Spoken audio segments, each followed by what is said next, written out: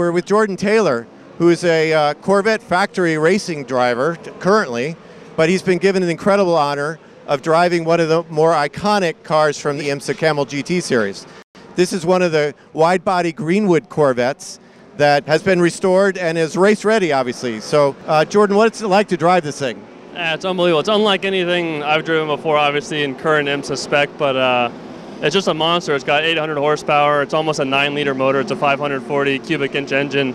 Originally, I think it was a 509, so it's got a little bit more power, but most of it's original to what it was. The fiberglass bodywork's all original. It's never been, had a major crash, thankfully, and it's just cool to feel the history, and it's just a pure race car. Like these days, we have some driver aids and so much technology. No paddle shift. No paddle shifts. You got a 4-speed H pattern, so you got a heel and toe, and use the clutch on the upshift. So for me, it's an honor to drive it. Obviously, an American driver, being to Le Mans with Corvette, a few times, to drive one of Corvette's most iconic cars from the Greenwood brothers is pretty special.